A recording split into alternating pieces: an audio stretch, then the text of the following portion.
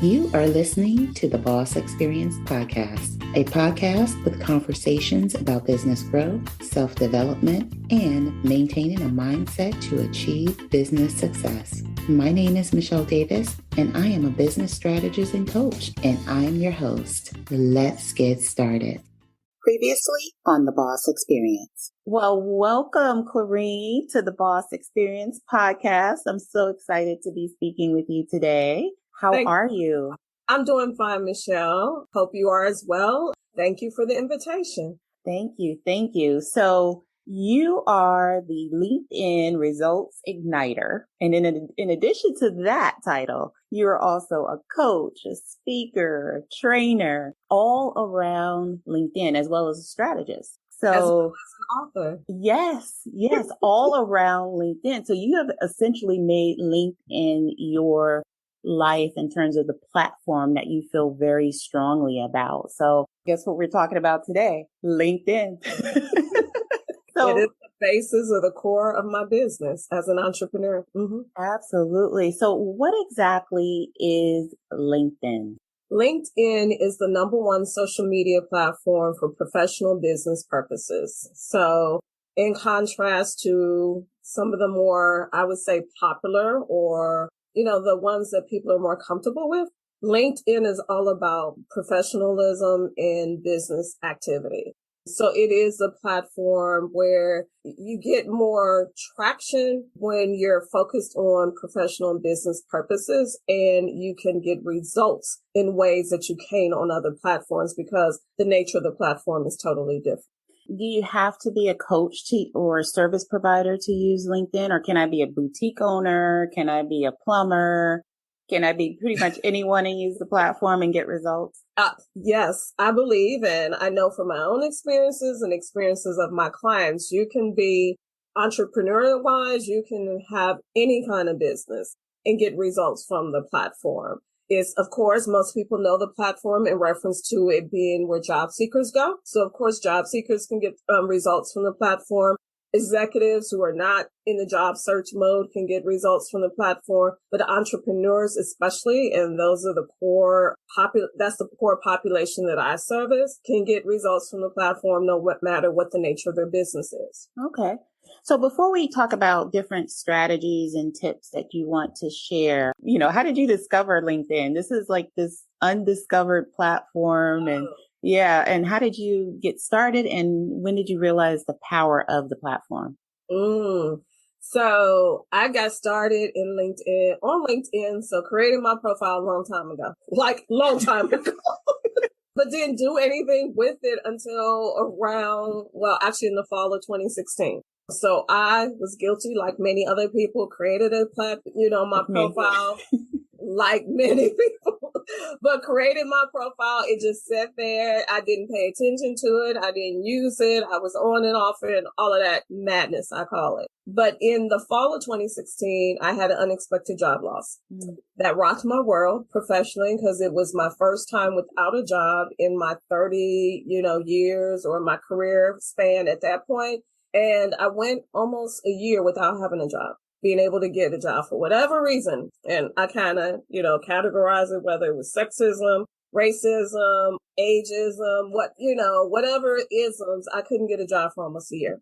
During that time frame of searching for a job, of course, I started using LinkedIn more because that's what we mostly know LinkedIn for, but it's more than just for job seekers, I say. But I started leaning into the platform, using it more. And in that process, I started discovering more features about the platform or aspects about the platform that weren't new. It's just I wasn't using them. And so the more I used the platform, the more I started really getting appreciation for all that LinkedIn had to offer. One of the things I leaned into more with the platform was publishing articles. So this was 2016, 2017, where articles you would get a lot of traction for. So I started publishing because my background is in public relations and journalism.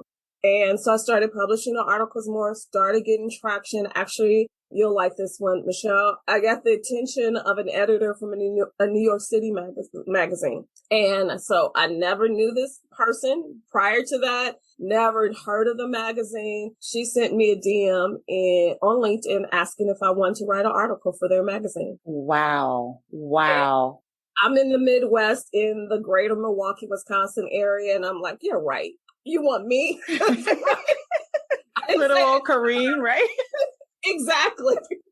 Had some imposter syndrome moments going on there.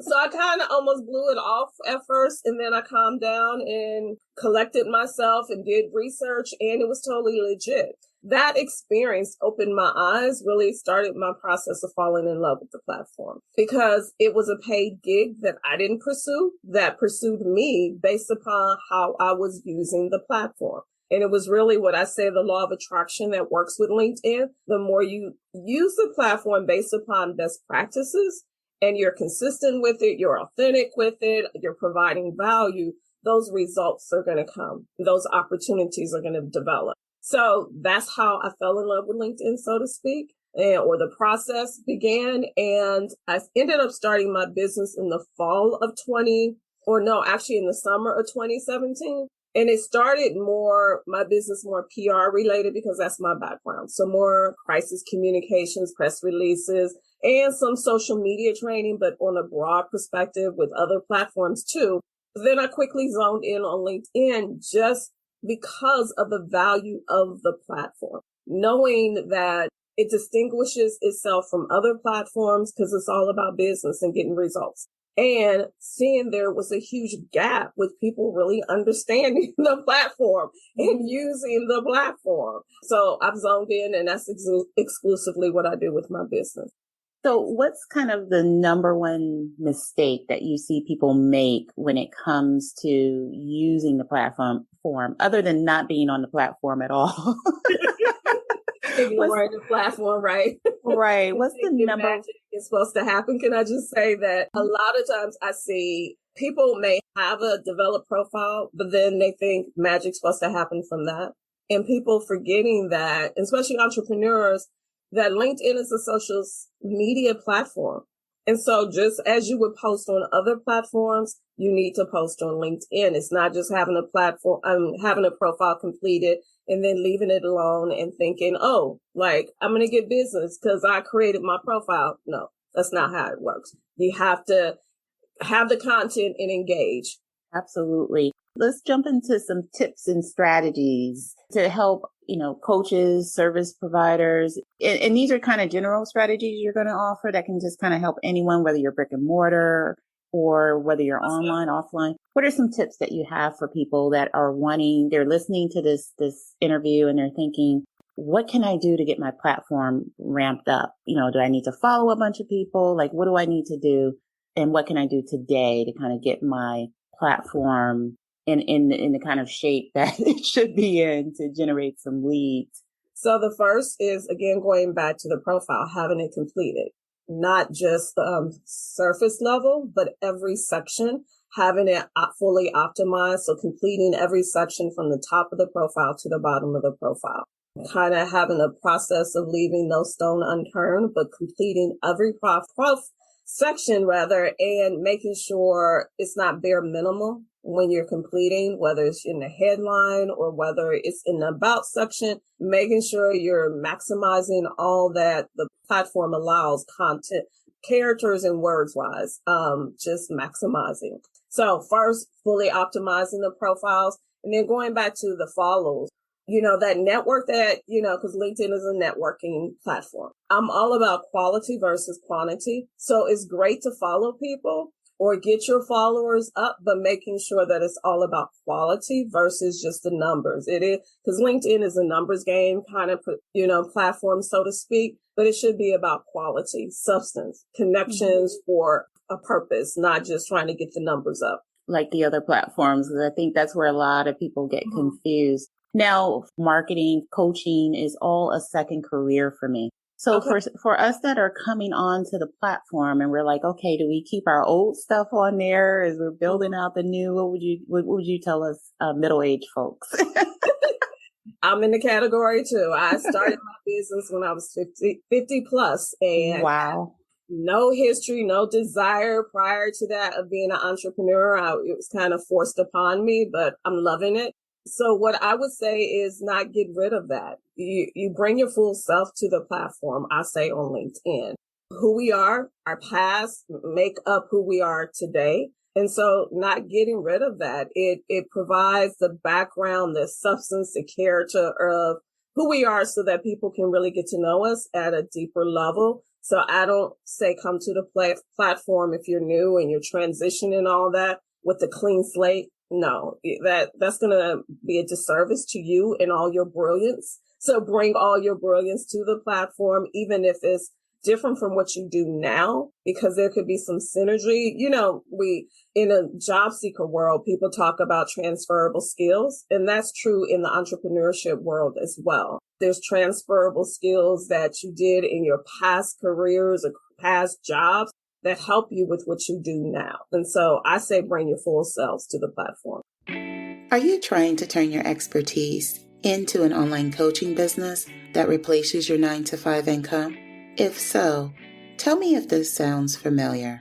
You took a coaching certification class, but still don't know how to develop a coaching business or get clients. You bought a course, only to never implement what you learned, or worse, you still don't know where to start. Or maybe you're struggling to piece together a bunch of free information you find online, hoping and praying for results, only to still be confused. The key to earning revenue in your online coaching business is having a process to get the right people contacting you about enrolling in your programs and services. You also need a coaching offer that gets results for your clients in addition to you being able to charge a premium price for your services. So if you need help putting these pieces together, my name is Michele Davis, and I am the host of the Boss Experience podcast, in addition to being a phenomenal business coach. And I created a free short video explaining where to begin when it comes to starting an online coaching business that replaces your 9-to-5 income. Just go to CEOBlueprintacademy.com to get instant access now. That's CEOBlueprintacademy.com. Okay, back to the show. And so if you have consistent content, then you're going to stand out more because you're providing that consistency, and you're going to come up on the news feed more, and people are going to gravitate to you more. So at the bare minimum, 2 to 3 times a week, preferably more, like once a day, posting, but post about what you know, your expertise, and provide that value. The biggest struggle or hindrance, I believe, entrepreneurs have, not understanding that LinkedIn is a social selling platform, meaning people do business with people more based on them knowing them, liking them, and trusting them. And all of that develops through your content and being value-centric content, meaning you're posting content that provides value, understanding that relates to what your expertise is, but it's not you selling. It's not a direct selling platform. Sure, every now and then you can throw it in, but it shouldn't be the norm, because when it becomes a norm from you, people are going to tune you out, and you're not going to get the traction and the results that you want. That makes absolute sense, considering that's kind of the sentiment on the other platforms as well. Now, as the LinkedIn Results Igniter, yes. Let's say someone comes to you. What exactly do you help them do, or how do you help them? Because, in preparation for this interview, I looked at, your reviews, and I looked at what, some of the women had to say about you. Not that you work exclusively with women, but I saw that, they were talking about how, I got tons of leads and I got this, and how their world changed and their business changed by working with you. When you think about a coach, you don't necessarily think you need a LinkedIn coach. Unfortunately, it's not as common as, it's not like accountants. You think you need an accountant, or you need a hairstylist or barber, or, other professions and HR professionals or whatever. Those are, normalized professions. LinkedIn coach is not in that category yet. Hopefully it grows. But so, and I'm glad you said that, because a part of the process with what I do, or one of my challenges with what I do, is sometimes people don't understand that the knowledge that's here is knowledge that there's a price tag to.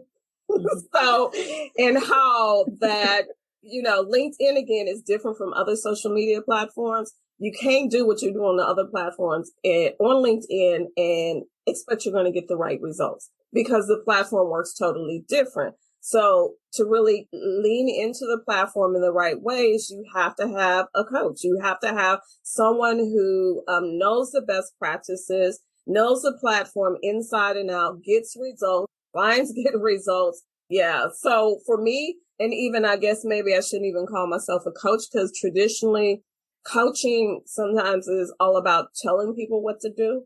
My process with my clients is I work with them to get the results they need. So it's not just me telling them. We have work sessions where we're going through the process in real time.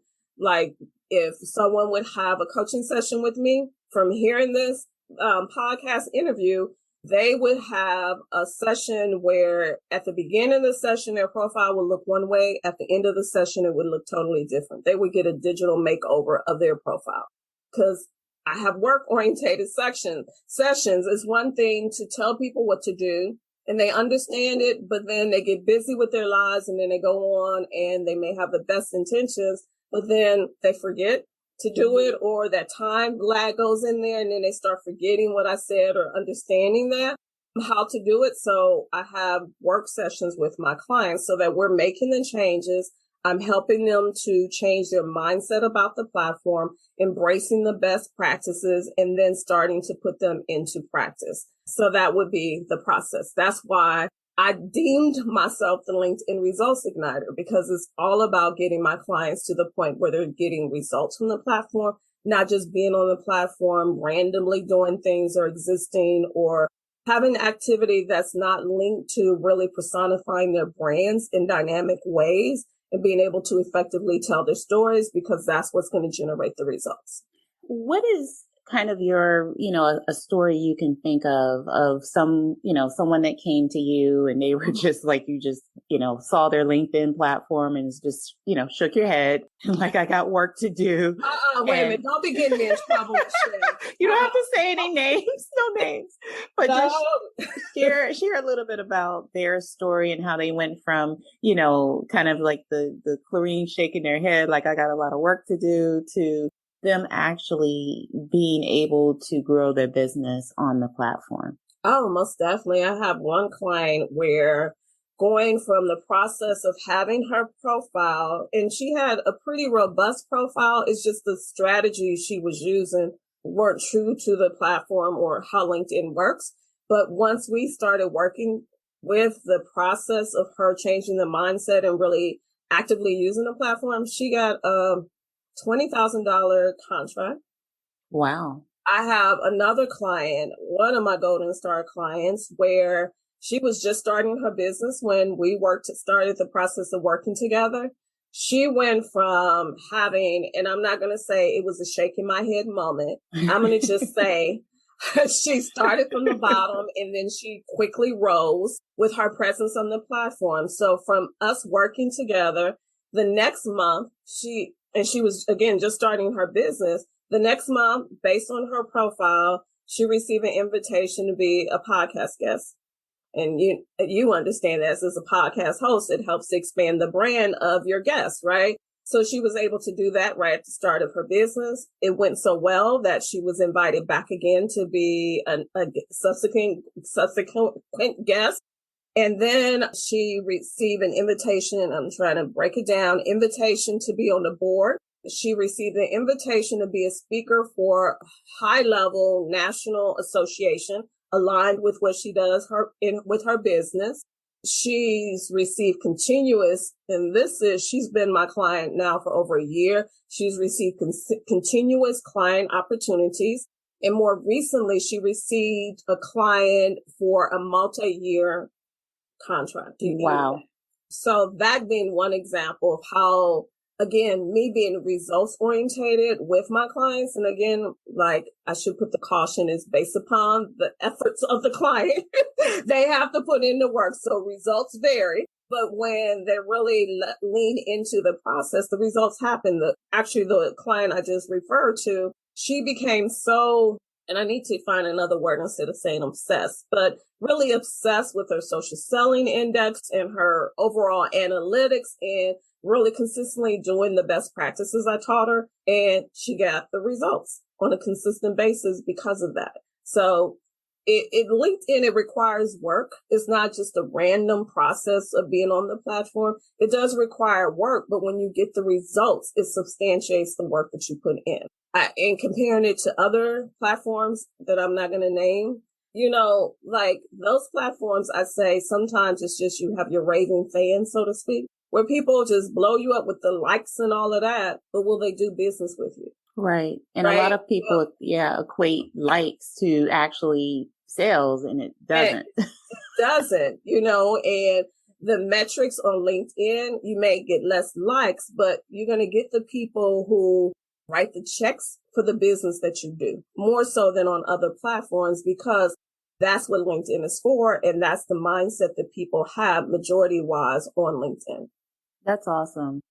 You mentioned before article writing. So, you may have someone thinking, well, I don't know how to write. Do I have to write a bunch of articles, to gain any traction on the platform? What would you say to them? If writing doesn't come natural to them, I would say focus on just regular content. So regular posts instead of writing. Writing is still, the articles don't get the traction they used to, but it's still a great way to establish yourself as a thought leader and to set yourself apart because, again, there's not even a huge percentage. Traditionally, it's been about 1% of all LinkedIn users post content on a consistent basis. So the percentage of those who post articles is even less. So posting articles is, again, a great way to establish oneself as a thought leader.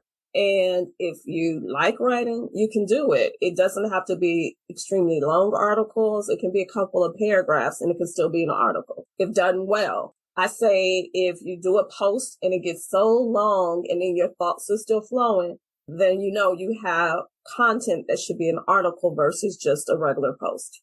And would you say people should be repurposing their content too? If they have blogs, because those are all missed opportunities. Even your long form Instagram posts that are value based, bring those to the LinkedIn platform.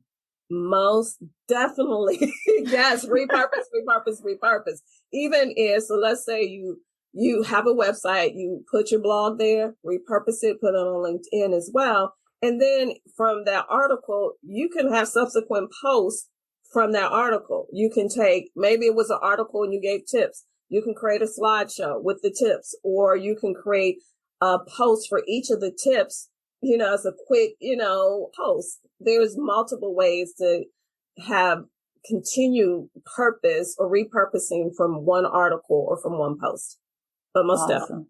Absolutely. That's great advice. So, Clarene, how do people get a hold of you if, let's say they need help with their LinkedIn, they like what they heard, they want to kind of rev up their presence on the platform. How do they get a hold of you? On LinkedIn. On LinkedIn. So I welcome new connections, new followers. Just go to my profile or put me in the search. So Clarene Mitchell, Clarene Mitchell, and send me a personal note though. If you're going to send me a connection invite, let me know you heard me on Michelle's podcast, The Boss, right? The Boss Experience. And so LinkedIn is the best way to connect with me. I use the platform very comprehensively, actually. So it is the best way to connect with me. My business page, company page is TCM Communications. So people can follow that as well. But my personal profile, I'm always providing information, content, value-based content about LinkedIn. I have a newsletter as well that's called Shine Online Bulletin. So people can subscribe to that and receive email notifications every time I publish a new article. That is awesome. I think this has been such a wonderful time well spent. learning about LinkedIn. I'm going to run and look at my own profile at this point and see where my missed opportunities are. But I really appreciate you joining me today on the Boss Experience podcast. And any last words you want to say? The biggest thing I want to just encourage entrepreneurs to level up on LinkedIn, boss up on the platform. Now is a super exciting time with the platform where there's so much activity like I've never seen before on the LinkedIn side with creating new features and specifically directed to entrepreneurs that we can use to really advance our businesses on the platform. So get out of the mindset that LinkedIn is just for job seekers and really lean into it as an entrepreneur and you will see results. Absolutely. Taking from the LinkedIn Igniter. Results Igniter.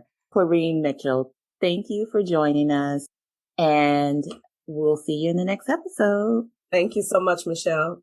Thank you for tuning in to the Boss Experience podcast. Don't forget to leave a review for this episode and tune in next time.